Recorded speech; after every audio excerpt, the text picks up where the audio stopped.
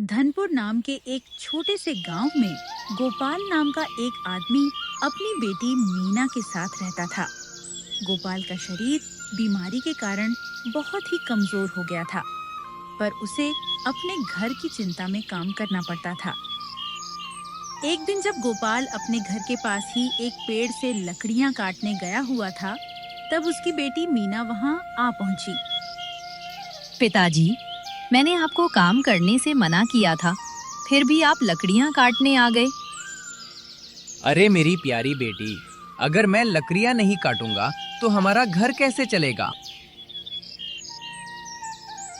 पिताजी, आपका शरीर बहुत कमजोर है। अगर आप यह सब काम करेंगे तो और भी कमजोर हो जाएंगे। मीना बेटी, मुझे काम करना ही होगा।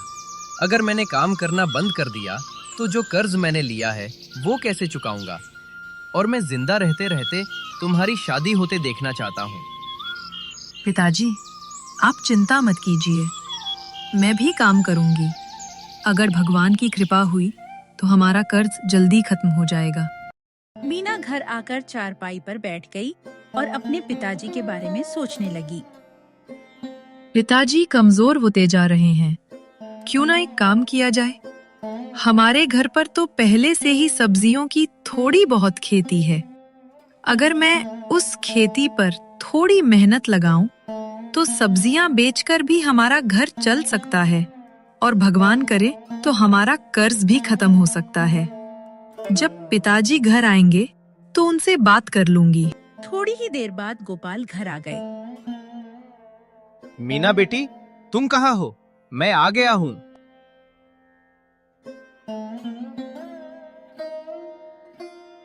जी पिताजी, आप आ गए। आप जरा हाथ मुंह धोकर थोड़ा आराम कर लीजिए, बहुत थक गए होंगे। मैं आपके लिए कुछ बना कर लाती हूँ। हाँ बेटी, मैं बहुत थक गया हूँ, थोड़ा आराम कर लेता हूँ। ऐसा बोलकर मीना अपने पिताजी के लिए खाना बनाने चली गई। पिताजी, अब आप खाना खा लीजिए। मुझे रसोई में थोड़ा काम है, मैं वो करके आती हूँ। कुछ समय बाद मीना अपने पिताजी के पास बैठ गई। पिताजी, मुझे आपसे कुछ बात करनी थी। हाँ बेटी, बोलो, क्या बात है? पिताजी, अब आपकी उम्र हो चली है, आपको इतना मेहनत वाला काम नहीं करना चाहिए। आप बहुत कमजोर हो गए हैं। अगर आप ये काम करते रहेंगे तो और भी कमजोर हो जाएंगे। लेकिन बेटी, मुझे इसके अलावा कोई और काम आता ही कहाँ है? अगर मैं ये काम नहीं करूँगा तो हमारा घर कैसे चलेगा? और ऊपर से कर्ज की चिंता तो अलग ही है। पिताजी, मैं आपकी बात समझती हूँ, लेकिन अगर आप मान जाएं तो मेरे पास एक अच्छा सुझाव है। अरे बेटी, अगर तूने कुछ सोचा होगा तो अच्छा ही सोचा होगा। इसमें ना मानने वाली बात ही नहीं है। जरा बता तो, कैसा सुझाव है? पिताजी, आप इतना ज्यादा मेहनत करके जंगल में लकड़ियां काटने जाते हैं, उससे तो अच्छा है कि हमारे पास जो सब्जियों की थोड़ी बहुत खेती है उसी पर आप और मैं दोनों मेहनत करें। फिर आप बाजार जाकर सब्जियां बेच दिया करना। इससे आपके शरीर को भी थोड़ा आराम मिलेगा और हमारा घर भी चल जाएगा। बेटी, तेरा सुझाव तो बहुत अच्छा है, लेकिन हमारे ऊपर जो कर्ज का बोझ है, क्या हम सब्जियां बेचकर वो कर्ज चुका पाएंगे? वो तो पता नहीं। पिताजी, लेकिन आपकी सेहत के बारे में भी सोचना पड़ेगा। अब आपके शरीर को आरामदायक काम की जरूरत है। अगर भगवान चाहे तो सब्जियां बेचकर ही कर्ज का बोझ उतर जाएगा और हमारी जिंदगी भी आसान हो जाएगी। मेरी बेटी अब इतनी बड़ी और समझदार हो गई है कि मुझसे भी ज्यादा समझदारी की बातें करती है। तो फिर ये तय हुआ कि अब हम दोनों मिलकर सब्जियों की खेती पर मेहनत करेंगे और उन सब्जियों को बाजार में बेचने ले जाएंगे।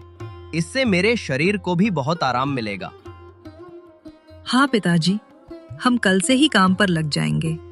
गोपाल और मीना दोनों आकर अपनी खेती की जमीन के किनारे खड़े हो गए। पिताजी, हमारे पास इतनी अच्छी खेती की जमीन है, हम यहीं पर सब्जियों के बीज लगाएंगे और उनकी देखभाल करेंगे। जब वह बड़े हो जाएंगे तो आप उन्हें बाजार में बेच देना। अब आपकी उम्र हो चली है, लकड़ियां काटने का जोर आपके शरीर में नहीं रहा। हाँ बेटी, तूने बिल्कुल सही कहा। यही हमारे घर चलने का सही तरीका है। तो फिर मैं बेकार में अपने शरीर को क्यों कष्ट दूं? हाँ पिताजी, अगर हम इसी काम को मन और लगन से करें तो भगवान की कृपा से हमारा कर्ज का बोझ भी उतर जाएगा। हाँ बेटी, तूने सही कहा। चल, अब हम सब्जियों के बीज लगा देते हैं। उसके बाद गोपाल और मीना खेत की जमीन पर उतरकर बीज लगाने लगे। गोपाल और मीना खेत का काम निपटाकर जब घर जा रहे थे, तब रास्ते में उन्हें जगदीश मिल गया। जगदीश वही आदमी था जिससे गोपाल ने कर्ज लिया था। गोपाल, अच्छा हुआ तुम यहीं मिल गए। तुमने जो मुझसे 3 महीने पहले कर्ज लिया था, उसका तो कोई अता पता ही नहीं। ना ब्याज दे रहे हो, ना पूरा कर्ज चुका रहे हो। जगदीश भैया, आप मुझे कुछ महीने की मोहलत दीजिए। मैं कुछ ना कुछ जरूर कर लूंगा। अरे, ये कैसी बात हुई भला? 3 महीने तो बीत चुके हैं। तुम्हें अभी और भी वक्त चाहिए क्या? चाचा जी, आप हमें कुछ महीने और दीजिए। हम कुछ ना कुछ जरूर करेंगे। पिताजी का शरीर अब कमजोर हो गया है। पहले जैसा ज्यादा मेहनत वाला काम अब वो नहीं कर सकते। आप बस हमें कुछ महीने और दे दीजिए। गोपाल, जब तुम्हें पैसों की जरूरत थी, तब मैंने तुम्हें पैसे देकर मदद की, और अब तुम मेरे पैसे लौटाना नहीं चाह रहे हो। अरे जगदीश भैया, आप गलत समझ रहे हैं। मैं आपके पैसे लौटा दूंगा, बस मुझे कुछ महीने की मोहलत दे दीजिए। मीना ने भी आपसे कहा कि अब मेरे शरीर में पहले जैसी ताकत नहीं रही। अभी हमने एक नया काम हाथ में लिया है। मैं आपका पैसा जल्दी लौटा दूंगा। ठीक है, मैं तुम्हें आखिरी 2 महीने का वक्त देता हूँ। 2 महीने बाद मुझे ब्याज समेत पूरा पैसा चाहिए। ठीक है जगदीश भैया, मैं कोशिश करूंगा कि आपका कर्ज जल्द से जल्द चुका दूं। ऐसा कहकर गोपाल और मीना अपने घर की तरफ चल पड़े और जगदीश भी अपने रास्ते पर निकल पड़ा। रात का समय है। गोपाल और उनकी बेटी मीना एक साथ बैठे हुए हैं। पिताजी, आज तो जगदीश चाचा ने बहुत कड़ाई से कह दिया कि उन्हें 2 महीने के अंदर ब्याज समेत पूरा पैसा चाहिए। इतने कम समय में हम इतना पैसा कहाँ से लाएंगे? अरे बेटी, तू चिंता क्यों करती है? 2 महीने बहुत होते हैं। हम कुछ ना कुछ जरूर कर लेंगे। फिर भी पिताजी, जगदीश चाचा ने जिस तरह से आज कहा है, अगर 2 महीने बाद हम उन्हें पैसे नहीं दे पाए तो क्या होगा? अरे मेरी साहसी लड़की, आज इतनी क्यों डर रही है?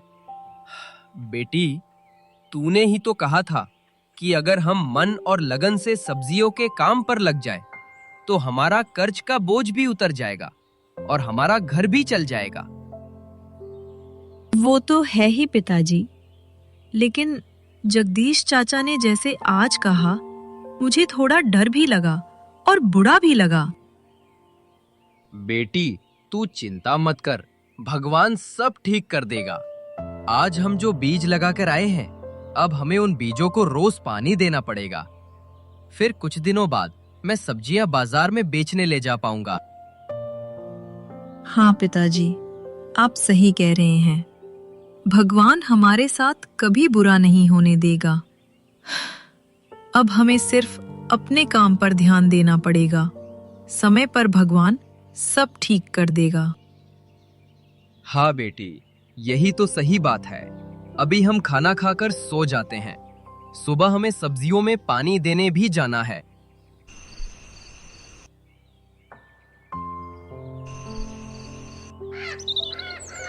कुछ दिनों बाद गोपाल और उनकी बेटी मीना अपनी सब्जियों की खेती के पास आ गए। पिताजी, हमारी मेहनत रंग ले आई। देखिए, हमारी खेती में कितनी ताजी और हरी भरी सब्जियां उगी हैं। अब आप इन्हें बाजार में बेचने ले जा पाएंगे। हाँ बेटी, ये सब कुछ सिर्फ तेरी वजह से ही संभव हो पाया है। अरे पिताजी, आप ये क्या कह रहे हैं? इसमें आपकी और मेरी, हम दोनों की मेहनत जुड़ी हुई है। तभी तो हमें आज इतनी अच्छी और ताजी सब्जियां देखने को मिल रही हैं। हाँ बेटी, तूने सही कहा। ये सब हमारी मेहनत का ही नतीजा है। अभी हम सब्जियां तोड़ लेते हैं, उसके बाद मैं बाजार जाकर इन सब्जियों को बेच दूंगा। हाँ पिताजी, चलिए हम अपनी सब्जियां तोड़ लेते हैं। ऐसा कहकर दोनों बाप बेटी सब्जियां तोड़ने खेत में उतर जाते हैं।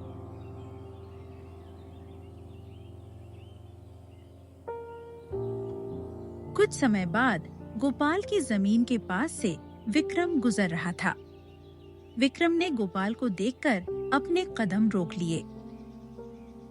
अरे ओ चाचा जी, आप कैसे हैं? अरे विक्रम बेटा, कहाँ जा रहे हो? वो चाचा घर के लिए कुछ सब्जियां लाने बाजार जा रहा था। तभी अचानक आप दिख गए। वैसे चाचा, आप तो पहले लकड़ियां काटने जंगल जाते थे, अब अचानक सब्जियों की खेती में कैसे? बेटा, क्या बताऊं तुझे, अब मेरी उम्र हो चली है। पहले जैसी लकड़ियां काटने की ताकत मेरी बाहों में नहीं रही। तब मीना बेटी ने कहा कि हमारे पास जब सब्जियों की खेती के लिए थोड़ा सा जमीन है ही, तो हम दोनों वहीं पर थोड़ा मेहनत लगाएंगे। इससे हमारा घर चल जाएगा और मेरे शरीर को भी थोड़ा आराम मिल जाएगा। अरे वाह, ये तो मीना ने एकदम सही कहा। और चाचा, वैसे भी अब आपको आरामदायक काम ही करना चाहिए, नहीं तो आप कमजोर हो जाएंगे। अच्छा ही है, अब से मैं आपके पास से ही सब्जी लिया करूंगा, एकदम ताजी ताजी। हाँ विक्रम बेटा, जरूर। अभी मीना और मैं सब्जियां तोड़ ही रहे थे। उसके बाद मैं बाजार जाने वाला था सब्जियां बेचने। अच्छा हुआ तू मिल गया। अब हम दोनों एक साथ चलेंगे। हाँ चाचा जी, बिल्कुल। वैसे चाचा, आपसे एक बात पूछूं क्या? अरे हाँ विक्रम बेटा, पूछो। अरे नहीं विक्रम बेटा, मैं अभी तक उन्हें उनका पैसा लौटा नहीं पाया। शरीर में काम करने की ताकत ही नहीं रही। अब किसी तरह घर चल रहा था, इसीलिए मीना बेटी ने मेरे और कर्ज के बारे में सोचकर ये कदम उठाया। अच्छा चाचा, मैं समझ गया। आप चिंता मत कीजिए। मीना और आप इतना मेहनत कर रहे हैं, भगवान जरूर आप लोगों पर कृपा करेंगे। रात का समय है। गोपाल सब्जियां बेचकर घर आ गए और अपनी बेटी मीना के साथ बैठ गए। पिताजी, आज बाजार में आपका पहला दिन कैसा रहा? बेटी, दिन तो अच्छा ही गया और सारी सब्जियां भी बिक गईं। लेकिन क्या तुम्हें लगता है कि इस काम से हमारा कर्ज का बोझ उतर जाएगा? पिताजी, आप पहले दिन ही ऐसी बातें क्यों कर रही हैं? भगवान पर विश्वास रखिए। भगवान के ऊपर तो पूरा भरोसा है बेटी, लेकिन आज जो मैंने सब्जियां बेची है, उनमें ज्यादा मुनाफा नहीं हुआ। थोड़ी सी ही कमाई हुई है, इसलिए मैंने तुमसे ऐसा कहा। अरे पिताजी, लोग एक ही दिन में थोड़ी ना अमीर बन जाते हैं। सब कुछ धीरे धीरे ही होता है। आप सब्र रखिए, सब ठीक हो जाएगा और थोड़ी थोड़ी कमाई मिलकर ही एक बड़ी रकम बनती है। हाँ बेटी, तेरी बात तो सही है, लेकिन जगदीश ने जो हमें 2 महीने का वक्त दिया था, वो कुछ दिनों में पूरा होने वाला है। इसीलिए मुझे चिंता हो रही है। पिताजी, आप इतना चिंता मत कीजिए। अगर जरूरत पड़ी तो मैं भी आपके साथ बाजार जाऊंगी सब्जियां बेचने और खेत में भी ज्यादा मेहनत करूंगी। तेरी बातें सुनकर मुझे बहुत अच्छा लगता है बेटी। तू सच में बहुत बड़ी हो गई है। अभी मैं बहुत थक गया हूँ। सो जाते हैं जल्दी से। कल फिर से सब्जियां बेचने भी जाना है।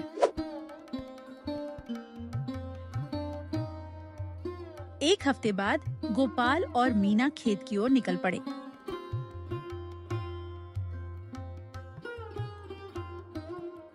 खेत पर पहुंचते ही दोनों सब्जियां तोड़ने लग गए। बेटी, इस बार तो पहले के मुकाबले दुगनी सब्जियां उगी है। अब हमने इन्हें तोड़ लिया है। बस तुम्हारे कहे मुताबिक हम दोनों को अलग अलग बैठकर इन सब्जियों को बेचना होगा। हाँ पिताजी, इन सब्जियों को बेचकर जो भी पैसे मिलेंगे हम जगदीश चाचा का कर्ज चुका देंगे। मुझे विश्वास है कि जब हम दोनों ये सब्जियां बेचेंगे तो हमारा कर्ज ब्याज समेत जरूर चुक जाएगा। वैसे भी हमने इस खेत पर बहुत मेहनत की है। भगवान हमें निराश नहीं करेगा। हाँ, अभी चलो हम इन सब्जियों को बाजार में बेच देते हैं। कुछ देर बाद मीना बाजार के एक तरफ बैठकर सब्जियां बेचने लगी। रात का समय है। गोपाल और मीना बैठे हुए हैं। बेटी, आज हमारी मेहनत रंग लाई है। अब हमारा कर्ज का बोझ उतर जाएगा। कल हम दोनों जाकर जगदीश भैया को ब्याज समेत पूरा कर्ज चुका देंगे। हाँ पिताजी, हमने बहुत मेहनत की है। भगवान हमें कैसे निराश कर सकता है। आज इसी मेहनत की वजह से सब्जियां बेचकर हम कर्ज के जाल से निकल जाएंगे। हाँ बेटी, ये सब कुछ तेरी वजह से ही मुमकिन हो पाया है। नहीं तो मैं तो हार ही मान चुका था। अगली सुबह गोपाल और मीना दोनों जगदीश के घर उनका कर्ज चुकाने निकल गए। कुछ देर बाद दोनों जगदीश के घर पहुंच गए। गोपाल, तू तो 2 हफ्ते पूरे होने से 2 दिन पहले ही आ गया। पैसे लाया है या नहीं? जी जगदीश भैया, मैं ब्याज समेत पूरे पैसे लेकर आया हूँ। इसमें अभी तक के जितने ब्याज होते हैं सब है, आप देख लीजिए। हाँ हाँ ठीक है। वैसे भी तूने पैसे लौटाने में बहुत वक्त लगा दिया था। उसके लिए आप मुझे माफ कर दीजिए। मेरे हालात ही ऐसे थे कि मैं आपके पैसे दे नहीं पा रहा था। जगदीश को पैसे देकर दोनों वहां से निकल गए। ऐसे ही मीना के साहस और दोनों की मेहनत से कर्ज का बोझ उतर गया और दोनों खुशी खुशी अपनी जिंदगी जीने लगे।